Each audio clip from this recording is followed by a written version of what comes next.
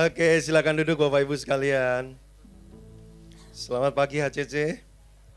Wow, saya minta izin ya, suara saya agak serak-serak ya. Puji Tuhan, kemarin malam habis. Tapi pagi hari ini udah agak muncul-muncul sedikit ya. Karena Anda antusias mungkin ya, jadi saya dapat energi Bapak Ibu ya. Hari ini kita akan belajar masih dalam bulan ini tentang the test atau ujian atau pencobaan. Nah, hari ini judul khotbah saya adalah menghadapi cobaan dan ujian. Nah, kita akan membahas agak lebih detail dari Yakobus pasal 1 ayat 1 sampai 8. Satu perikop itu kita akan agak mendalaminya ya. Mari kita buka di Yakobus 1 ayat 2 sampai 3. Nah, slide saya boleh dimunculkan.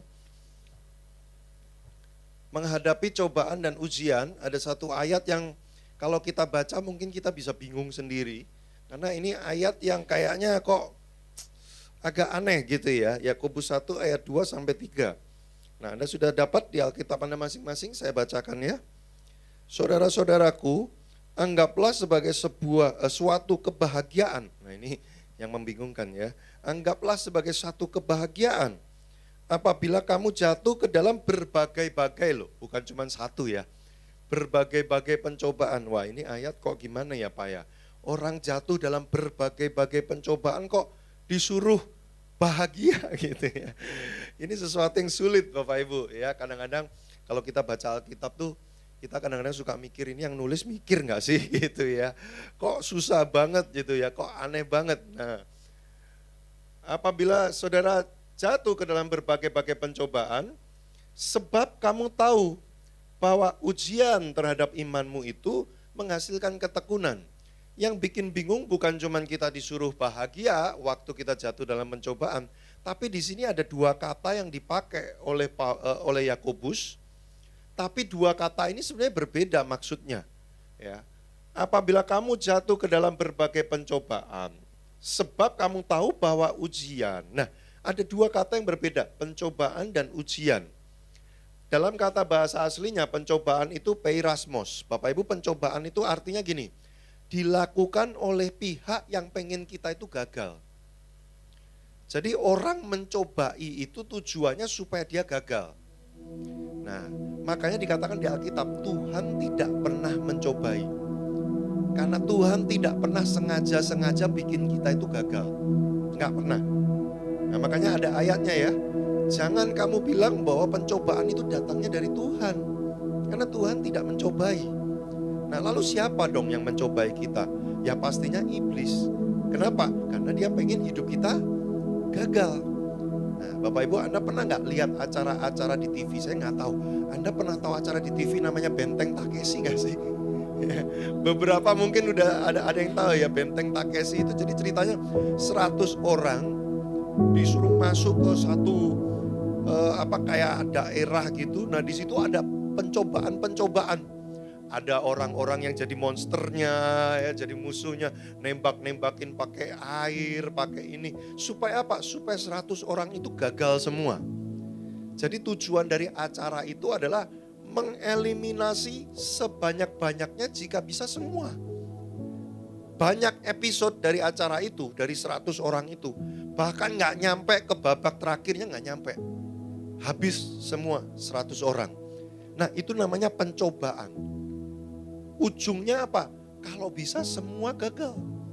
Nah, iblis pengen kalau bisa kita semua yang ada di ruangan ini gagal mengikut Tuhan Yesus. Makanya dikasih berbagai-bagai pencobaan. Keuangan, kesehatan, hubungan, pekerjaan, kadang-kadang bencana, kadang-kadang hal-hal yang kita nggak bisa mengerti. Supaya apa? Supaya kita ngomong, aku nggak mau ikut Tuhan lagi. Aku mau berhenti aja jadi orang Kristen. Tidak Yesus-Yesusan lagi. Berhasil. Iblis berhasil mencobai kita. Yesus dicobai 3 kali. Ya. Gunanya apa? Tujuannya apa? Iblis pengen menggagalkan Yesus. Tapi Yesus menang dari pencobaan. Nah, ada kata kedua tapi di sini namanya ujian. Bahasa aslinya adalah dokimion. Ujian beda sama pencobaan. Ujian dilakukan oleh orang yang pengen lihat orang ini muncul kualitasnya. Nah, Kalau pencobaan pengen orang ini gagal, sengaja dibikin susah supaya gagal. Tapi kalau ujian justru pengen lihat kemampuan orang ini supaya dipertontonkan, supaya dimunculkan. Nah, contoh acaranya Indonesian Idol. Kan enggak dalam satu angkatan Indonesian Idol pasti ada yang menang kan, satu orang kan. Enggak dieliminasi semuanya pulang kan. Kenapa? Karena tujuan acaranya mencari siapa yang terbaik, yang paling unggul. Maka tiap babak itu dibuat bagaimana caranya supaya kualitas finalis-finalisnya ini keluar semua. Suara yang terbaik, nyanyian yang terbaik, aksi panggung yang terbaik, dimunculkan semua lewat apa? Babak-babak ujian itu. Nah, ini beda Bapak Ibu. Tuhan tidak mencobai, tapi Tuhan mengizinkan ujian ada. Bukan pengen saudara gagal, tapi justru supaya saudara makin bersinar dari sebelumnya. Makanya ujian itu sering diasosiasikan dengan api yang memurnikan. Jadi emas kalau dimasukkan dalam api, bukan supaya emasnya rusak, justru supaya emasnya makin murni, makin bernilai, makin berharga. Nah, tapi kita bingung baca ayat ini. Kenapa? Karena dua kata ini dipakai bersamaan. Ya, anggaplah sebagai satu kebahagiaan apabila kamu jatuh ke dalam berbagai-bagai pencobaan. Sebab kamu tahu bahwa ujian, lah kita bingung. Jadi ini pencobaan atau ujian sih sebenarnya yang terjadi dalam hidup saya. Kadang-kadang Bapak Ibu kalau kita punya masalah ya, kita kadang-kadang suka bingung. Ini sebenarnya saya lagi dicobai sama iblis atau saya lagi diuji sama Tuhan ya. Nah, nggak usah pusing. Ya, nggak usah overthinking. Ya, nanti waktu Anda cuma sibuk habis ini ulah Tuhan atau ulah iblis. Ya, Anda nggak usah pusing. Kenapa? Nah, ini dia Bapak Ibu. Ketika iblis memakai kesulitan hidup untuk menggagalkan kita, ya banyak kesulitan hidup akan terjadi dalam diri kita. Karena iblis pengen kita gagal. Tapi Tuhan akan mengubah pencobaannya iblis menjadi kesempatan untuk menunjukkan kualitas diri Tuhan di dalam diri kita. Jadi iblis pengen mencobai, tapi Tuhan justru pakai pencobaan itu menjadi ujian. Nah, Anda paham maksud saya? Bapak Ibu ya. Memang Tuhan gak pernah berinisiasi, ya jarang dia berinisiasi ujian kecuali memang ada hal yang benar-benar penting kayak Abraham. Abraham diuji untuk mempersembahkan Ishak. Tapi hal-hal seperti itu tidak sesering iblis memberi pencobaan. Iblis kalau bisa setiap saat mencobai kita. Ya, baru pulang gereja aja, baru turun di lantai bawah. Di depan mungkin udah ketemu pencobaan. Ya, ada orang yang nyebelin kita banget lewat lihat tampangnya, sukacitaku langsung hilang. Tadi habis kebaktian seneng banget, lihat wajahnya sukacita langsung hilang. Nah itu mungkin iblis sengaja suruh dia lewat gitu ya. Supaya kita pulang gereja jadi kesel gitu ya. Karena utangnya gak dibayar-bayar kan. Ini orang utang gak dibayar-bayar, senyum-senyum lagi sama saya. Pagi Bu, bisa pagi Bu, kapan transfer? Nah mungkin kita kesel.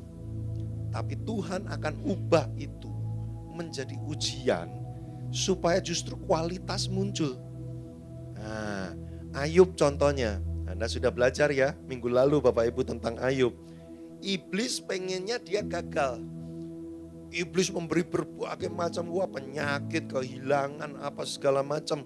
Pengen buktiin sama Tuhan bahwa ini loh anakmu yang namanya Ayub ini kan sangat hebat banget katanya ya. Ini saya mau perlihatkan Tuhan kalau namanya Ayub itu, kalau semua hartanya diambil, dia mah sama aja sama kita semua. Dia mah menyembah Tuhan karena Tuhan berkatin, karena Tuhan kasih uang, karena Tuhan kasih kekayaan. Makanya dia setia sama Tuhan. Coba Tuhan kalau saya ambil semua, dia pasti akan mengutuk Tuhan. Nah, iblis pengen membuktikan Ayub gagal. Tapi sama Tuhan diubah. Justru malah Ayub makin menyembah Tuhan setelah fase itu. Jadi itulah kehidupan kekristenan. Pencobaan selalu datang. Tapi Anda berjalan bersama Tuhan. Tuhan akan ubah pencobaan-pencobaan itu. Makin memunculkan kualitas hidup kita. Sehingga iblis gigit jari. Dia tadinya udah, lihat aja nanti, ini pasti keluar dari gereja nanti, nggak doa lagi, ini nggak datang kebaktian lagi nih pasti. Loh, tapi Anda dapat pencobaan, kok malah makin rajin doa, malah makin doain orang lain, memberkati orang lain, kualitas Anda makin muncul. Kasih karunia Tuhan menolong Anda. Pencobaan berubah menjadi ujian, Anda bukan gagal, tapi kualitas Anda makin muncul. Wah, itulah kehidupan kekristenan. Nah, makanya Bapak Ibu, ada ayatnya. 1 Korintus 10:13. Pencobaan yang kamu alami, pencobaan biasa. Walaupun mungkin kelihatannya banyak dan berat, tapi percayalah Bapak Ibu, bahwa yang pencobaan itu tidak melebihi kekuatan manusia. Sebab Allah setia. Dan karena Allah setia, maka ada dua hal yang Tuhan lakukan sama kita. Satu, Ia tidak akan membiarkan kamu dicobai melampaui kekuatanmu. Jadi artinya apa? Iblis bisa mencobai kita, tapi Tuhan akan pasang pagar. Supaya pencobaan yang diberikan oleh iblis tidak melebihi kekuatanmu. Loh, ya kalau orang Chinese bilang tuh ya nggak cengli. Nggak cengli itu gini, ya nggak fair, nggak adil. Saya cuman punya kekuatan ngangkat 10 kilo. Tapi sama iblis dikasih 100 kilo. Ya nggak fair lah ya, saya pasti gagal lah. Nah Tuhan adil, sebab Allah setia. Dia bilang begini, iblis kamu boleh cobai. Tapi nggak boleh lebih dong dari kemampuannya. Lah kalau lebih dari kemampuannya ya itu bukan mencobai namanya. Itu mengaco. Nah masa anak SD dikasih soal kuliah, yang pasti gagal kan nggak bisa kan. Nah jadi Bapak Ibu gini loh, kalau Anda ngalamin kesulitan hidup hari-hari ini, Anda merasa kayak berat banget. Percayalah Bapak Ibu, sebenarnya Anda punya kekuatannya untuk menanggung itu. Makanya orang yang dianggap oleh Tuhan kuat, seringkali dia akan menanggung beban lebih berat. Bapak Ibu, Anda jangan bilang gini, Tuhan kenapa Engkau memberikan aku yang sebesar ini kesulitannya, kok mengizinkan ini terjadi? Karena memang Anda punya kekuatannya. Bapak Ibu, ada masa dalam hidup saya itu komplain sama Tuhan. Karena saya merasa saya menjalani sebuah fase hidup tuh yang menurut saya terlalu sulit. Saya lahir di keluarga yang secara ekonomi sangat lebih dari cukup. Tapi karena ayah saya ngaco, dia pakai uang itu untuk selingkuh, narkoba, dihabiskan, tidak tersisa untuk keluarga. Saya dari kecil terbiasa hidupnya enak. Setiap kali sesi makan itu lauknya minimal 5 di meja. Pagi, siang, malam ganti terus. Kalau saya nggak suka, saya tinggal bilang nggak suka, saya nggak makan. Loh terus maunya apa? Ini langsung dibeliin. Itu saya waktu kecil. Manja banget. Nah waktu saya sudah mulai SMA kuliah, guncangan terjadi. Ayah saya makin ngaconya luar biasa. Lalu uang di keluarga kami habis. Saya udah gak bisa kayak gitu lagi. Bapak Ibu gini, mending dari pertama lahir susah, hidup susah, ya udah ya memang susah kan gitu ya. Lama-lama kan udah biasa susah, betul Bapak Ibu ya. Daripada lahir enak, terus habis itu susah, wah itu susah banget. Saya gak terbiasa. Saya ingat waktu kuliah awal-awal, kamar kos saya itu gede. Wah ada kamar mandi di dalam, ada telepon pribadi di kamar saya zaman itu ya, tahun 90-an. Telepon di kamar kos pribadi, jadi orang kalau mau telepon saya nggak lewat pemilik kosnya, langsung ke kamar saya. Ada kamar mandi pribadi, ada AC apa segala macam, gede, 4x4 kamar saya. Begitu guncangan itu terjadi, saya harus pindah cari kos yang murah, berubah menjadi kecil banget sekotak ini. Nih sekotak tempat ini nih. Ya, lebih ramping lagi. Nah, kalau masuk itu pintunya nyantol kasur lipat. Jadi saya mesti pelan-pelan masuk dulu untuk lipat kasurnya, kalau lupa keluar lipat kasur gitu ya. Lipat dulu supaya pintunya bisa dibuka. Nggak ada AC, panas sekali. Saya cuma punya kipas angin tuh segede ini. Gitu ya. Wah, jadi kalau Jakarta lagi panas kayak hari-hari ini nih, Wah itu udah hawa panas yang keluar dari kipas angin. Makin panas pakai kipas angin. Airnya kuning. Jadi baju-baju saya yang ada di situ habis dicuci jadi kuning semua. Saya sikat gigi juga sambil nanti gigi saya jadi kuning nih. Aduh, airnya parah banget. Jadi embernya itu semuanya jadi coklat semua karena airnya kotor. Wah dari dulu yang enak berubah ke tempat kayak gitu. Bapak Ibu saya menderita banget. Saya marah sama Tuhan. Tuhan kenapa saya kayak gini? Pak kalau saya cerita ada banyak. Nanti ya kalau saya udah diundang 72 kali lagi. Nah lengkap nanti cerita saya ya Bapak Ibu ya. Pastikan Anda tetap hadir di sini terus sampai saya 72 kali lagi datang ke sini ya Bapak Ibu ya. Sampai nanti gedung yang baru. Nah Bapak Ibu saya marah sama Tuhan. Tuhan kenapa kok hidup saya gak enak kayak gini, kok saya susah kayak gini. Saya merasa ini berat banget. Lalu Tuhan satu kali dia bilang begini, aku pengen melatih kamu karena aku akan pakai hidupmu menjadi sesuatu yang besar. Untuk itu aku akan persiapkan kamu. Karena ada kapasitas yang besar, maka kamu harus menanggung beban yang besar. Bukan supaya kamu hancur, supaya kamu kuat. Bapak Ibu, kalau orang sanggup mengangkat 50 kilo, tapi dia cuma dikasih beban 5 kilo, lama-lama ototnya mengecil. Kekuatannya turun. Sehingga harusnya dia kuat sekali, jadi lemah. Tapi kalau dia ototnya kuat 50 kilo, dikasih 55 kilo. Dia mungkin awalnya berat, tapi lama-lama kapasitasnya jadi 55 kilo. Dari 50 jadi 55. Itulah cara binaragawan membangun kekuatan ototnya. Ditambahin dikit dari kapasitasnya. Awalnya itu kayak wah berat banget. Tapi lama-lama makin kuat, makin kuat. Nah Tuhan mau kita kayak gitu. Orang Kristen tuh jangan cengeng, ya jangan manja ya. Aduh Tuhan, ini katanya harta orang fasik dipindahkan ke saya. Kok malah harta saya yang dipindahkan ke orang fasik? Ini Alkitab apa kebalik ini? Jangan apa-apa ngeluh, apa-apa tuh kayak, aduh Tuhan ini gimana Tuhan ya. Terus kalau nyanyi itu kayak seolahnya, tahu nggak lagu zaman dulu? Betapa malang nasibku gitu ya. Aduh Tuhan ini kenapa saya gini? Bapak Ibu Anda harus percaya, Tuhan tidak akan biarkan melebihi kekuatan Anda. Kalau itu terasa berat, otot Anda itu lagi ditambah kapasitasnya. Selalu setelah pencobaan yang besar, akan ada kemenangan yang besar. Setelah kemenangan yang besar, akan ada kapasitas yang diperbesar. Sehingga Anda akan menerima lebih daripada sebelumnya Bapak Ibu. Ayub lihat, setelah turbulence yang begitu luar biasa, Tuhan 2 kali lipatkan kan, berlipat-lipat kan apa yang dia dapatkan. Tapi Anda jangan matre ya, selalu berpikir ini uang, wah uang saya akan 2 kali lipat. Tidak selalu uangnya yang 2 kali lipat. Mungkin uang Anda masih sama, tapi kebahagiaan Anda 2 kali lipat. Ketenangan hati Anda 2 kali lipat. Loh itu lebih baik kan? Keadaannya sama, tapi hati Anda jauh lebih tenang, lebih baik dari sebelumnya. Nah itu terjadi. Yang kedua, Allah setia.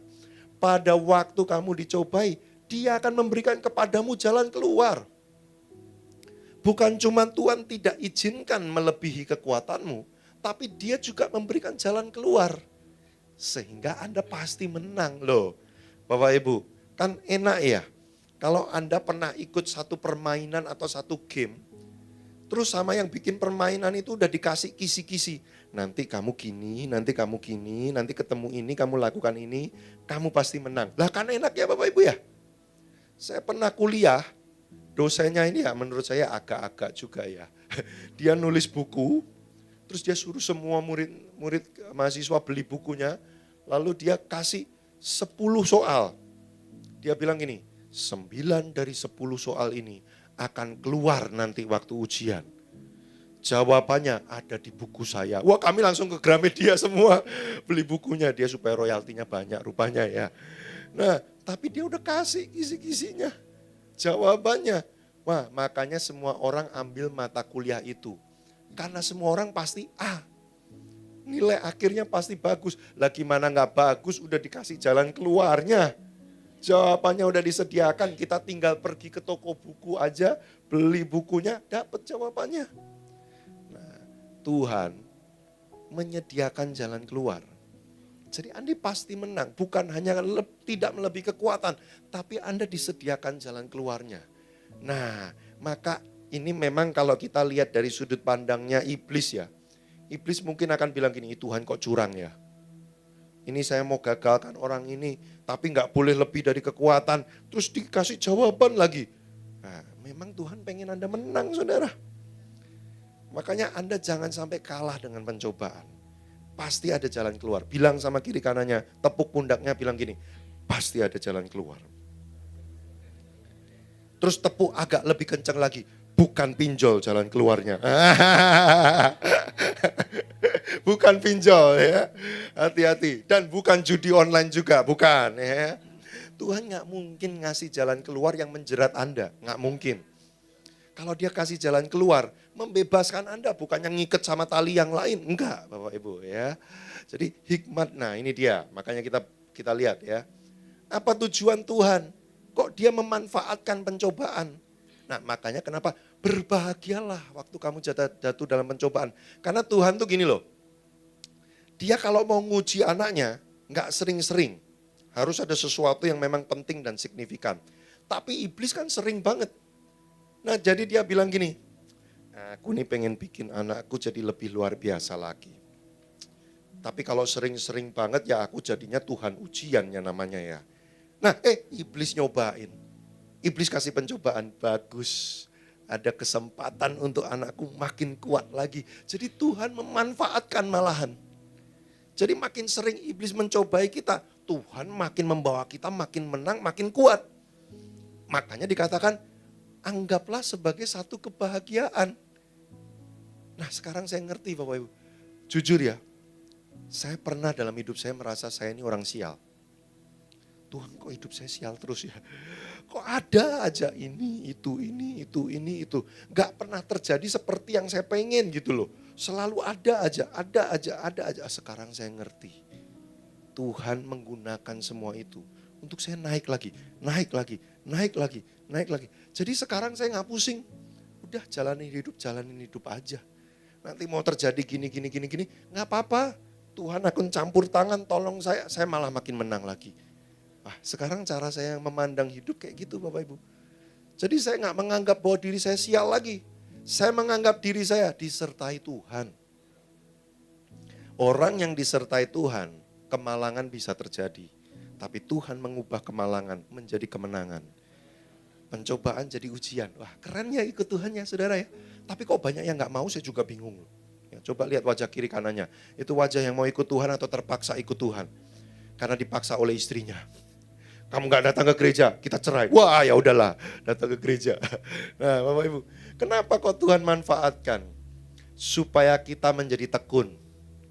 Biarkanlah ketekunan itu memperoleh buah yang matang. Supaya orang yang tekun pada akhirnya menjadi sempurna, dalam bahasa aslinya artinya itu dewasa.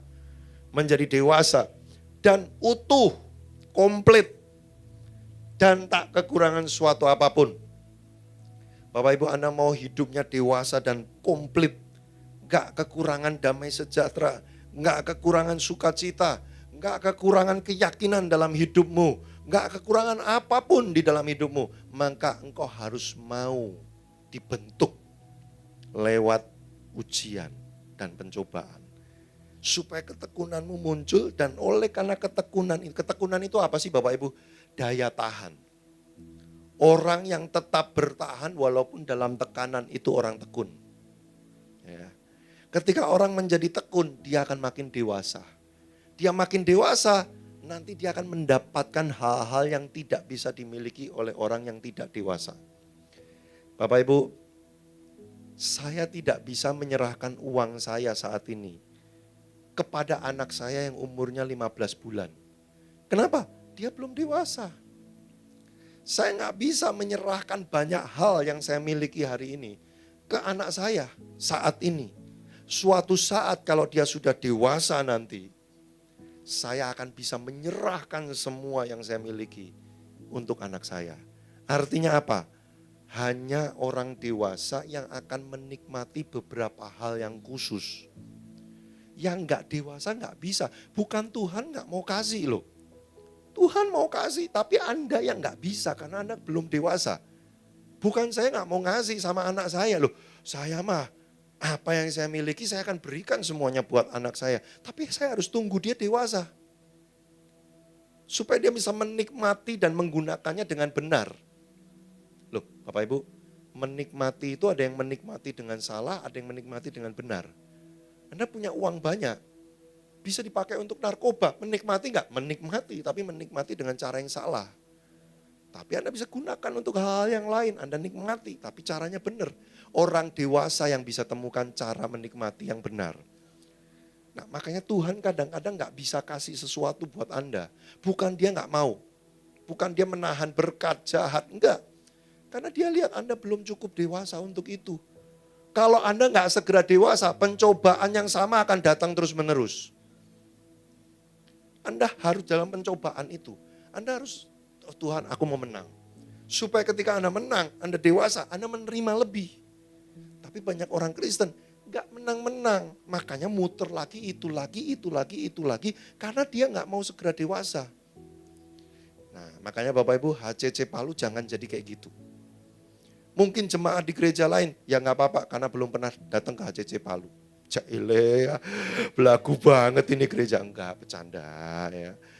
Saya senang karena saya lihat HCC Palu ini sangat sehat pengajaran, segala sesuatunya. Wah, makanya saya datang ke sini happy banget. Saya ngelihat ada satu gereja di daerah yang sangat keren banget. Nah, salah satunya HCC Palu, Bapak Ibu. Makanya saya nitip pesan tuh kayak gini loh, jadilah dewasa Bapak Ibu gereja, jemaat di gereja ini. Kalau dapat pencobaan langsung doa, Tuhan kau pengen aku berubah dalam hal apa? Kau pengen aku bertobat dalam hal apa? Kau pengen aku menghentikan perbuatan-perbuatan yang mana dan mulai melakukan apa yang sesuai dengan kehendak-Mu. Suami istri, pernikahanmu akan terasa seperti pencobaan sampai rasanya pengen bunuh diri. Jadi makanya saya nulis buku Menikah Sama Dengan Bunuh Diri. Karena ada orang yang menikah merasa kayak jatuh dalam pencobaan. Ada satu teman saya dia bilang gini, 2 minggu, nih dia baru nikah 2 minggu. Terus saya berkunjung ke rumahnya, pas saya pulang berjalan ke mobil, dia samperin saya sama bisik-bisik. Kok menikah ternyata kayak gini ya kok, kayak gini gimana maksudnya? Kayak terpenjara kok aku. Aku seperti dikekang, hidupku tidak bebas. Duh menikah kayak gini ya, baru 2 minggu loh Bapak Ibu. 2 tahun kemudian cerai dia. Dia merasa setiap hari hidup dalam pencobaan. Bukan karena Tuhan itu jahat, bukan. Karena dia gak mau segera dewasa. Dia maksa di posisinya terus. Lah itu posisi yang paling enak dicobai memang. Ini loh Bapak Ibu ya. Ada posisi-posisi tertentu. Itu memang rawan pencobaan. Nah kalau Anda keke di situ terus. Ya iblis mah seneng-seneng aja lah. Hajar lagi. Andanya ngeluh sama Tuhan. Padahal Tuhan udah bilang gini. Sini. Enggak, ku ingin tetap di sini. Enggak mau. Ya iblis seneng hajar aja terus. Nah, kan gitu Bapak Ibu. Waktu Anda bergerak sesuai kepada Tuhan, Anda meninggalkan tempat itu. Iblis, loh kok udah gak ada orangnya? Lah udah pindah posisi. Nah, Bapak Ibu nangkep maksud saya ya. Nah, cara Tuhan menumbuhkan kita tidak hanya melalui pemberian dan sayang. Tapi juga melalui pencobaan yang dia ubah menjadi ujian. Jadi cara Tuhan mengasihi kita itu gak selalu dikasih yang enak, disayang-sayang, ya, sayang tanda kutip ya maksudnya ya. Tapi kadang-kadang dia mengasihi kita, makanya dia izinkan kita struggle, berjuang. Tapi dia kasih jalan keluar. Nah gimana supaya kita bisa mendapatkan jalan keluar itu? Bagaimana menghadapi pencobaan? Kita udah sampai di ujung dari khotbah saya. Cepet ya Bapak Ibu ya? Cepet, kalau saya yang khotbah mah cepet ya, makanya jangan tidur. Kalau Anda tidur dulu tiba-tiba udah kelar gitu, karena cepet Bapak Ibu ya. Nah, Yakobus 1 ayat 5-8. Tetapi apabila di antara kamu ada yang kekurangan hikmat, nah ini dia. Gak ngerti Tuhan gimana nih ngadepinya. Gak punya hikmat, gak ada ide, gak kepikiran. Duh saya bingung. Kalau ada di antara Anda yang kekurangan hikmat, hendaklah ia meminta kepada Allah. Kenapa? Allah memberikan kepada semua orang Dengan murah hati, seperti Pastor Leo tadi bilang, Allah itu murah hati. Salah satunya dia murah hati dalam hal apa? Memberi Anda hikmat, pengertian, ide untuk ngadepin pencobaan ini aku mesti ngapain ya? Wah, Tuhan kasih ide, kasih hikmat. Dan ngasihnya itu obral, murah hati. Wah, kepada semua orang yang meminta kepadanya. Dan tidak membangkit-bangkit, gak nahan-nahan. Dia gak gini, coba lihat. Wajahnya kurang menarik, jangan kasih hikmat ya, ini tampangnya kurang seru ini ya. Nah yang ini nih, yang ini nih kayak BTS dari Korea ya, wah keren banget ini. Kasih hikmat, Tuhan gak pilih-pilih kayak gitu. Dia gak gini, yang ini nih, ini angot-angotan. Kadang kebaktian, kadang enggak, kadang datang, kadang enggak. Tahan dulu, enggak loh. Semua yang meminta, Bapak Ibu, Anda mungkin sudah lama enggak ke gereja. Tapi pagi hari ini kok Anda tergerak datang ke tempat ini. Dan Anda lagi punya pencobaan. Nanti waktu Anda berdoa, Tuhan beri aku hikmat. Aku mesti gimana? Tuhan tidak menahan-nahan. Anda meminta, Dia akan memberikannya. Baik kan Tuhan Anda kan? Makanya jangan kurang ajar lagi Bapak Ibu. Tuhan kita baik banget sama kita. Ya. Kalau kita masih kurang ajar banget, ya kita yang memang kurang ajar. Maka hal itu akan diberikan kepadanya. Nah, tapi ini kuncinya nih. Hendaklah ia memintanya dalam iman dan sama sekali jangan bimbang. Jangan ada perasaan gini, dikasih enggak ya? Duh dapat enggak ya? Ini bener enggak ya? Enggak bisa gitu. Atau Anda coba-coba, aku kemarin udah ke kuil Sun Gokong ya, minta supaya dijawab doaku, wah gagal. Aku kemarin sudah ke kuilnya Cupat Kai juga gagal.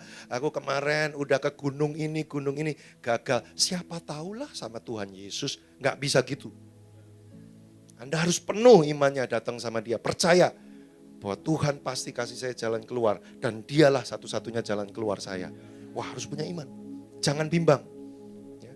Orang di kiri kanan bilang, ngapain sih kamu ke gereja? Ngapain kamu doa-doa sama siapa itu? Ecus, siapa itu? Tuhan Yesus, Ecus, ngawur aja. Siapa itu?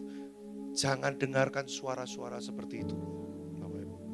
Terus teguh, jangan bimbang, jangan goyah. Sebab orang yang bimbang, sama dengan gelombang laut, naik turun, diombang-ambingkan. Anda kalau nanti enggak firm, Anda doa malah makin pusing. Bener gak ya? Oh Tuhan, ini gimana? Anda harus yakin. Nah, orang yang demikian jangan mengira ia akan menerima hikmat Tuhan. Sebab orang yang mendua hati tidak akan tenang dalam hidupnya, malah makin stres. Loh, kenapa banyak orang Kristen kok malah makin stres ketika berdoa? Karena dia doanya bimbang. Makanya dia makin gini, ini dari Tuhan gak ya? Ini gimana ya? Ini apa? Makin bimbang dia. Jadi gimana caranya? 3 langkah supaya Anda bisa menerima hikmat Tuhan. Bilang sama kiri kanannya, udah yang terakhir. 1, 2, 3. Udah yang terakhir.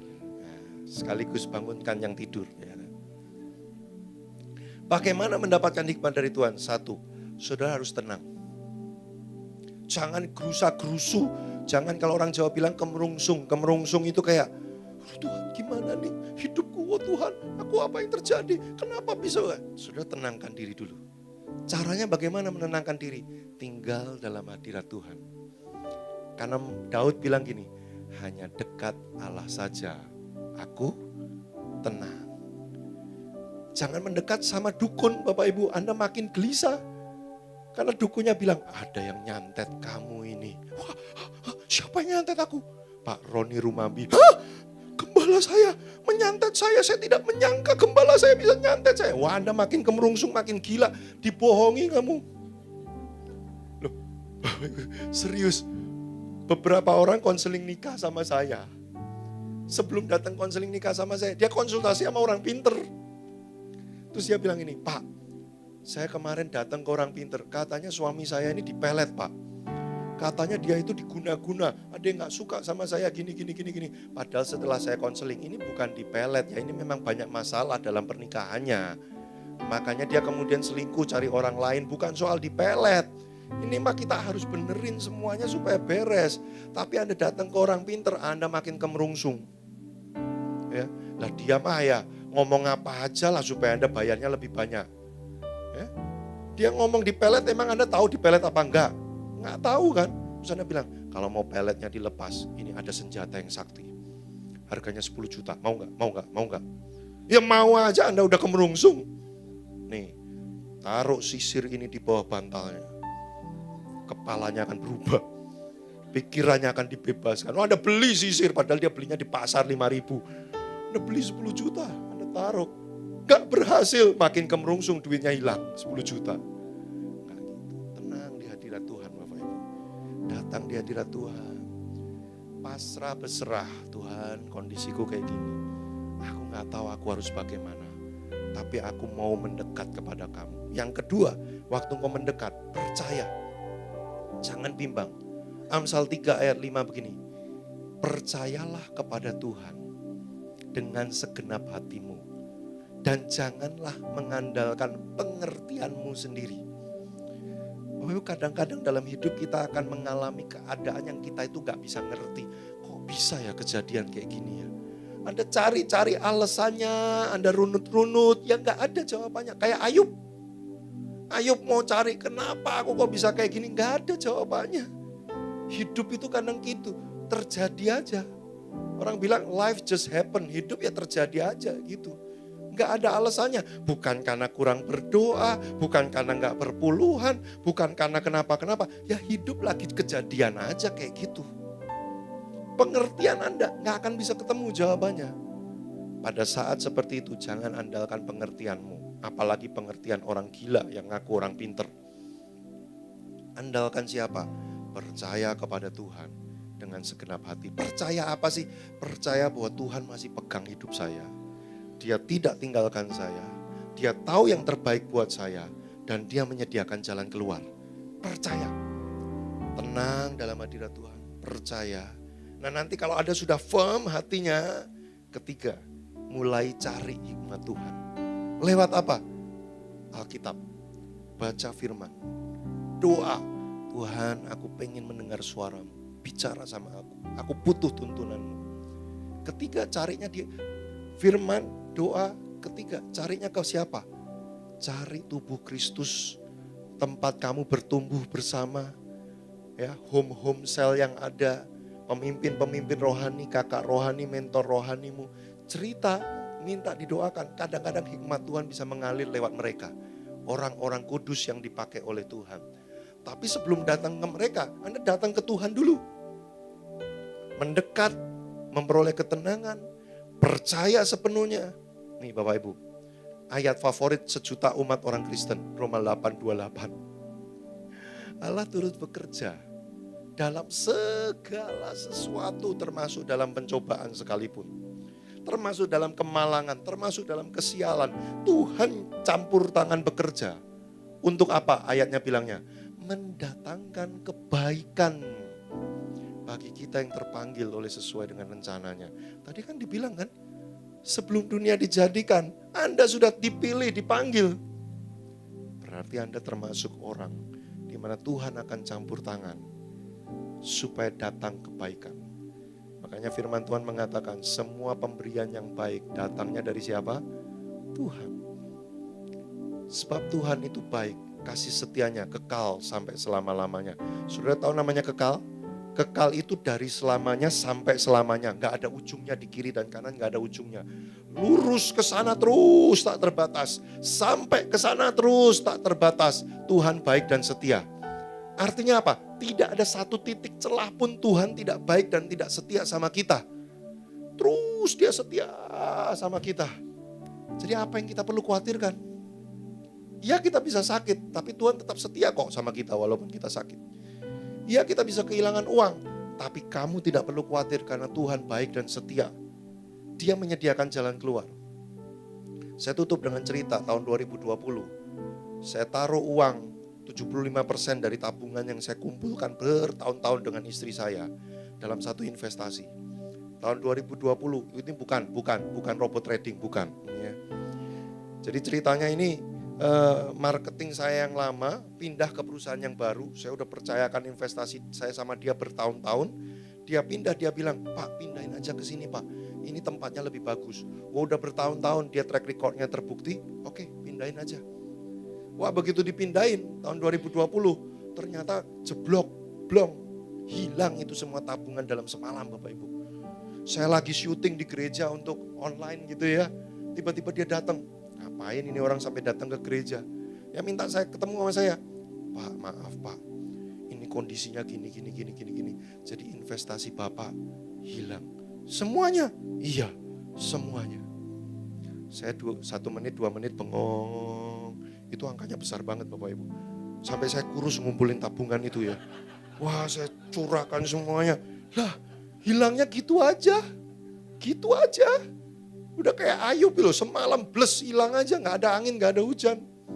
Kalau ada peringatan kan ya lu udah agak siap gitu ya. Bles hilang. 1 menit, 2 menit bengong. Habis itu saya gak jawab. Ya udah, gak ada yang bisa dilakukan kan. Gak bisa gini, gak bisa. Iya Pak. Ya kita cuma bisa nunggu aja. Siapa tahu nanti bisa gini. Ya udah. Saya masuk lagi, syuting lagi. Pulang-pulang, saya cuma sehari terguncang. Besoknya balik normal. Saya cerita ke orang yang saya muridkan, ke teman-teman saya sambil ketawa. Gila investasi gua hilang gini. Mereka bingung antara harus sedih atau ikut ketawa. Kalau mereka sedih, mereka lihat kami ketawa, saya dan istri saya ketawa. Tapi kalau mereka ikut ketawa, ini cerita menyedihkan. Jadi mereka bingung harus bersikap. Kok kami bingung, kami harus bagaimana ya? Kok ketawa-ketawa ya? Jadi saya bingung antara sedih atau ketawa. Bapak Ibu, beberapa hari sebelumnya saya tuh tulis statement. Seberapa besar uang yang bisa mengganggu perasaanmu, disitulah titik kemelekatanmu dengan uang itu. Jadi kalau kamu kehilangan 2.000 rupiah untuk parkir, kamu tuh udah wah, berarti ya segitu tuh melekatmu tuh, waduh cuman 2.000 aja kamu udah melekat banget sama duit. Saya nulis statement kayak gitu. Beberapa hari kemudian, belum jumlahnya gede segitu. Tapi saya bersyukur loh. Nah ini pencobaan, jadi ujian, kualitas muncul, saya menang. Karena waktu itu saya berdoa, saya ngomong sama Tuhan gini, Tuhan saya bersyukur. Sebegitu besar jumlah uang ini, tapi hatiku tetap damai sejahtera. Saya gak marah, saya gak kecewa, saya apalagi sama Tuhan, sama sekali gak ada. Saya nuntut Tuhan, komplain Tuhan, sama sekali gak ada. Kemarahan saya cuma sama manusianya doang, tapi cuma sehari. Setelah itu saya bersyukur. Kenapa? Saya bilang gini, Tuhan Engkau tahu yang terbaik. Yang Ayub bilang, Tuhan memberi, Tuhan yang mengambil. Suka-suka dia. Saya mah aman dalam pemeliharaanmu. Engkau sudah membuktikan sekian belas tahun kau memelihara saya. Engkau pasti buktikan juga kali ini. So saya tenang aja. Kualitas muncul Bapak Ibu. Saya tenang sampai hari ini duitnya balik gak? Enggak. Enggak balik sama sekali. Ya udah lenyap aja. Tapi saya baik-baik aja gak? Baik-baik aja. Enggak ada masalah. Tenang dalam hadirat Tuhan. Percaya. Cari hikmat karena Tuhan pasti memberikan dengan murah hati. Waktu Anda praktekkan, Anda menang. Tim worship akan nyanyi satu lagu Bapak Ibu. Waktu tidak banyak. Waktu nyanyi ini Bapak Ibu. Resapi setiap kalimat liriknya. Dan kalau ada di antara Bapak Ibu yang dalam pencobaan, doa, bawa hatimu kepada Tuhan. Izinkan Roh Kudus jamah kita, menenangkan kita. Bahkan beberapa di antara Anda jangan kaget. Kalau seperti ada bisikan lembut di hatimu, memberikan ide, lakukan gini. Pulang dari gereja, lakukan ini. Bisa jadi hikmat Tuhan mendatangi Anda pagi hari ini. Siap? Ya tutup mata, kita beri waktu, tim worship akan nyanyi lagu ini, kita renungkan kalimatnya. Tenanglah kini hatiku, Tuhan memimpin langkahku. Amin. Di tiap saat dan kerja tetap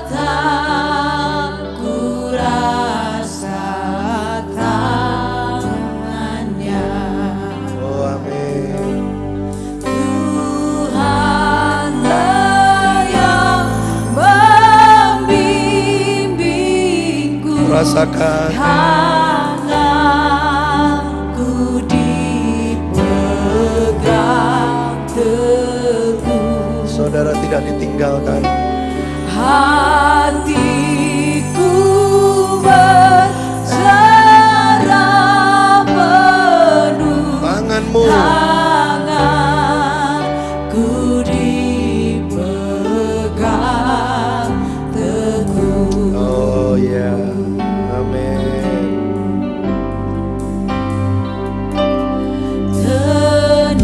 Tenanglah kini hatiku, Tuhan memimpin langkahku. Oh ya, Di tiap saat dan kejam, tetap ku rasakan. mari angkat hatimu, datang di hadapan Dia. Allah yang membimbingku, Dia pegang. tanganku dipegang teguh. Hati kami Tuhan, Hatiku berserah sebab kami tahu. Oh ya, Tuhanlah. Allah yang membimbingku,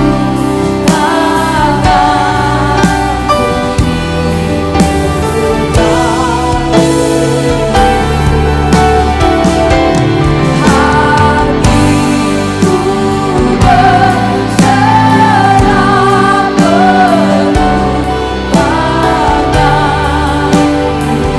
Sekali lagi, Tuhanlah. Oh ya, Allah yang membimbingku, amin ya. Engkau setia Tuhan.